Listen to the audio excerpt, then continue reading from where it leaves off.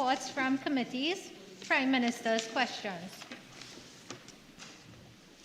The member for Caroni Central.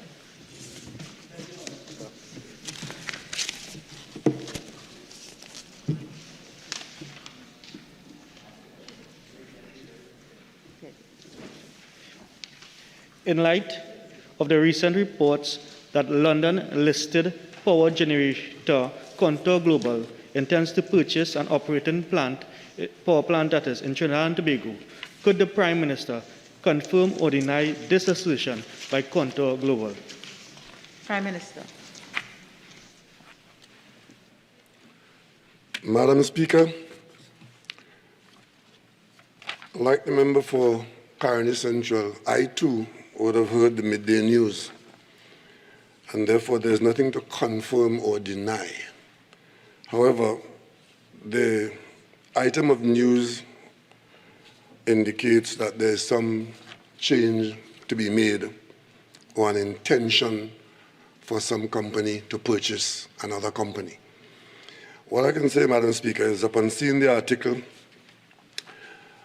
on the 8th of the 12th, TNTEC's general manager contacted the general manager of Trinity Power Limited, and the officer of that company on that date confirmed that this process has started for acquisition of Trinity Power Limited by a company named Contour Global.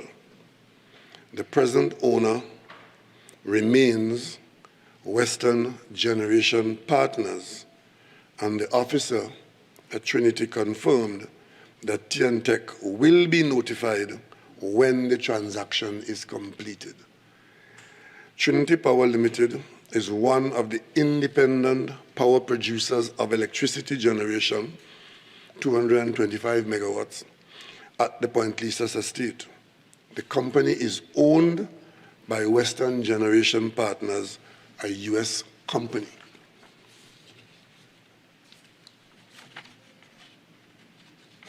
Gowanus East. Thank you, Madam Speaker.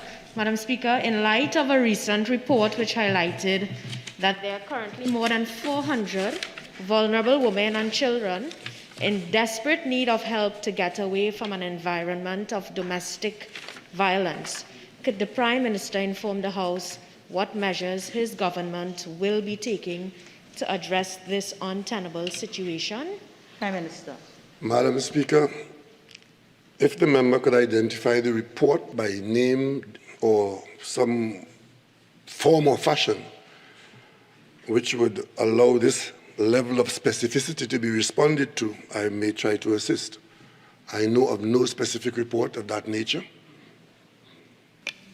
Madam Speaker, just to assist, article dated December 8, 2020, Trinidad and Tobago's Guardian, report from the Victim in the Dark organization. Well, Madam Speaker, the Guardian has had a number of pages and a number of days, so I do not know what the member has put here implies that there is a specific report somewhere in the government where we can identify 400 vulnerable women and children. And I am being asked to respond to this specific untenable situation.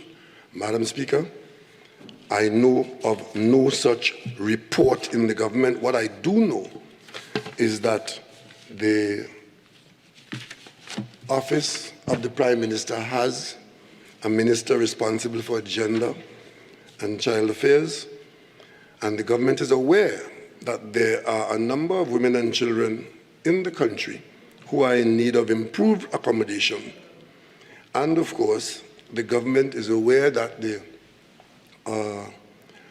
police department and other social service support departments have taken a number of steps to respond when it has become known that there are people in need of those kinds of interventions.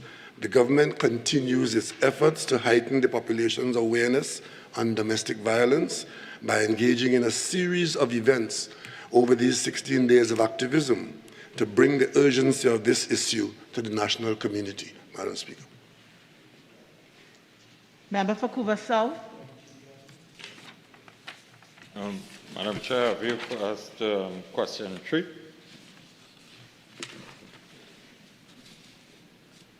Could the Prime Minister inform this House of the status of the report of the Evaluation Committee, which was given a deadline of the 30th of November 2020 to review the successful bid of the Patriotic Energies and Technologies Company Limited as it relates to the acquisition of the former Trinidad Refinery and related assets? Prime Minister. Madam Speaker, on the 29th of October 2020, Patriotic Technologies submitted a revised proposal for the purchase of the refinery and additional information clarifying issues relating to the financing and national fuels security, which are, as usual, being carefully reviewed to determine whether they may meet the necessary criteria and conditions to allow the transaction to move to the next stage. Member for Cuba South. Yes. Prime Minister, could you tell this House definitively if the Cabinet has given an extension to the Evaluation Committee in relation to evaluating this bid? Madam Speaker, I don't know where that mischief is coming from, but when an extension was granted, it was immediately made known to the public that an extension was granted to the end to November 30th, and I know of no statement or any issue with respect to any extension. So this is just once again pure mischief on the part of those who have taken a position that they will scuttle this at all costs.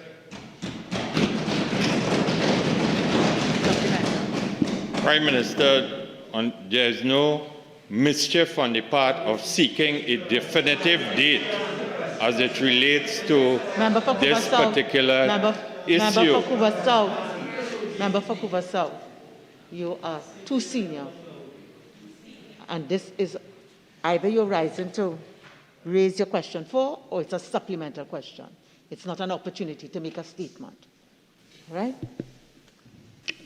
Prime Minister, again, could I ask if the Cabinet has received the report of the Evaluation Committee and when a decision will be made on this issue?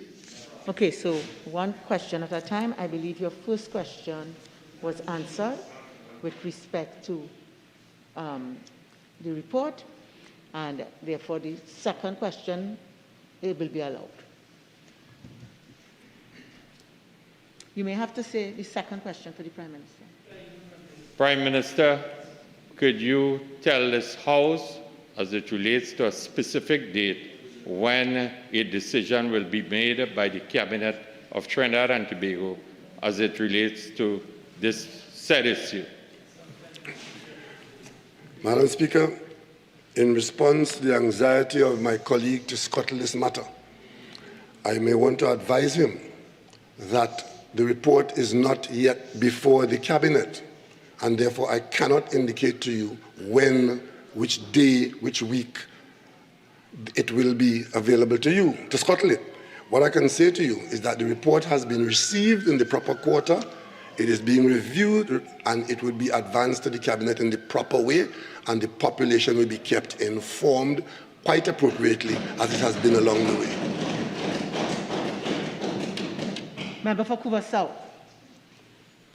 Thank you, Madam Speaker. Question number 5. Could the Prime Minister inform this House? I believe you had question number 4. Well, Madam Speaker, counting from 1 to 5 is a task for him, you know.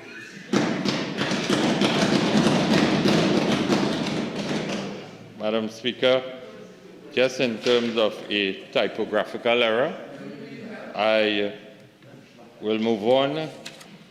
Could the Prime Minister inform this House if the Cabinet has received the report of its subcommittee, which was mandated to review the operation of the Water and Storage Authority? Prime Minister.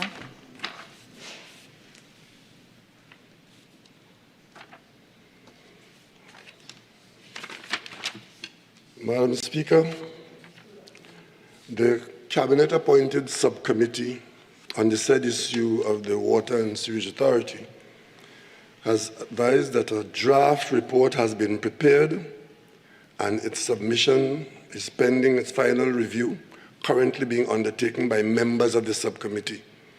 I have granted approval for the report to be submitted on Friday the 11th, 2020. 11th December, that is. Thank you, Madam Speaker.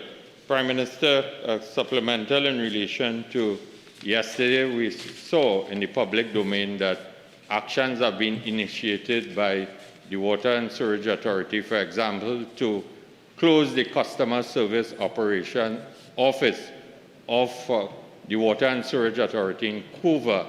Is this actions on the part preempting the work of this subcommittee? Madam Speaker, I have seen no such report.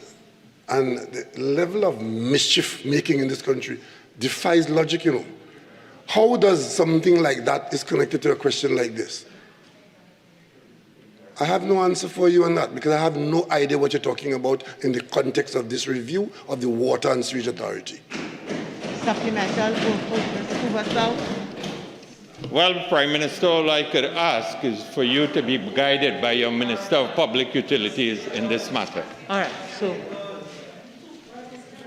member for Orofuch East. Question number 5 to the Prime Minister. Could the Prime Minister indicate whether the government has pre-ordered vaccines which will become globally available in days to inoculate against the COVID-19 virus? Prime Minister. Madam Speaker, for the benefit of the public, for the nth time, and only last week, I think it was, in this very place, and many other places, this question has been answered to the public. So for the benefit of any other person in the country who did not hear the government's position, permit me, Madam Speaker, to say that Trinidad and Tobago, in September 2020, signed up as a member of the COVAX facility, a collaboration between WHO, Gavi, and Coalition for Epidemic Preparedness Innovation, CP. Gavi is an NGO that looks at fair and equitable allocation of vaccines globally. COVAX supports the research, development, and manufacturing of COVID-19 vaccine candidates. And once there's a successful vaccine approved by WHO through COVAX, Trinidad and Tobago will have equal access to it. The government has said this on many occasions in and out of this parliament. Trinidad and Tobago has pre-ordered vaccines to cover 33% of our population. That is 461,000 persons at a cost of 9.7 million. We have already made an initial payment of 1.477 million, and that was made public to the population of Trinidad and Tobago. Once a vaccine is approved, we will receive, in the first instance, enough vaccine for 20% of the population, that is 279,000 persons. That was made public at a press conference and many other instances to the national population. And for high-risk groups, Madam Speaker, these are elderly people over 60, those with non-communicable diseases, healthcare and other frontline workers, and those who are immunocompromised, like those who are suffering from lupus or cancer. They will be our first citizens to access these vaccines. Madam Speaker, all this information was made public on numerous occasions before. Thank you very much. Prime Minister, after hearing, of course, all the information that was made public, and bearing in mind that there are countries in the world now that has already set a date to begin the process of disseminating the vaccines, does the government of Trinidad and Tobago have in mind any date or week or month or year when vaccination, that process will start in Trinidad and Tobago, or are you still waiting for some other approval somewhere? There's one country in our orbit that is using the vaccine that has been cleared, and that is the United Kingdom. In the United States, even as we are speaking now, their vaccines have not been cleared by the relevant authority with any date to be distributed to the population. And I just would like the member from Oropuch, right, to stop misleading the public. There are no vaccines available globally for us now to have, so we can set a date when we're going to have it and distribute it. That is just pure mischief once again. Once we are advised that by WHO that the vaccines are cleared and ready to go and our portion is available, then we will know what we are getting and when we're getting it, and only then can we decide when it's going to be distributed. In the meantime, the minister has been very clear on more than one occasion to indicate that all preparations to receive vaccines whenever they become available are being made by the government of Trinidad and Tobago. Mischief afoot.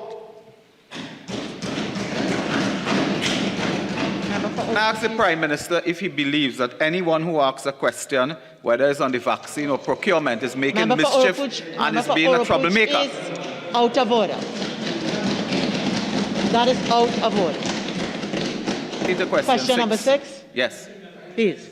Could the Prime Minister state his government's position in relation to the call by the Commissioner of Police to make non-lethal pepper spray legal, non-lethal to make it legal for use as an immediate and temporary deterrent to violent criminal attacks? Prime Minister. Madam Speaker. Or is that mischief too? Member for Oropuchis. Just withdraw that. Withdraw. You're too experienced for this. Yes, yes. Yes. I agree.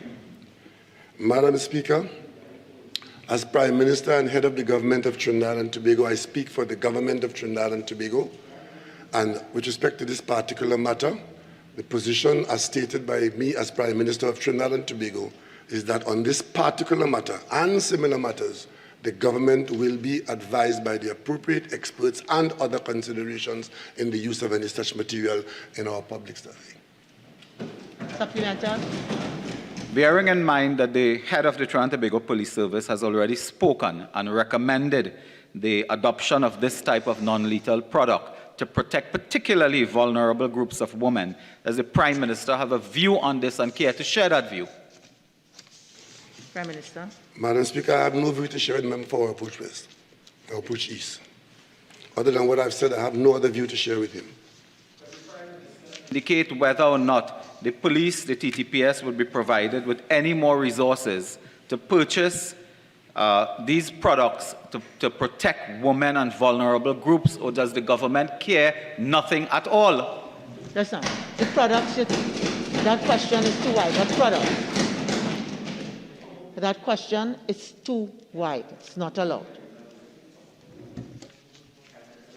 The context where the TTPS still owes over $100 million for goods and services, could the government indicate through you whether you're prepared to release more funds to the TTPS to procure these non-lethal items and devices to protect citizens? Madam Speaker, it should be obvious to all persons who are sane and sober that it doesn't matter how many millions are owing to the police service, but the procurement of items which are not authorized by the government of Trinidad and Tobago will not be a matter for discussion or purchase. Supplemental. Prime Minister, in the context where the TTPS has no funds, would funds be provided to the TTPS to procure these required devices that they themselves recommend? But I believe that question was asked and answered, asked in a different form, but same question. Member for St. Augustine. Thank you, Madam Speaker. A supplemental question. Does the government intend to bring legislation to make those non-lethal devices recommended by the TTPS legal as it pertains to customs as well as the use within the country? Madam Speaker, that matter is not in front of the government for legislation. What is in front of us is a decision as to whether such devices are suitable for widespread use in the population.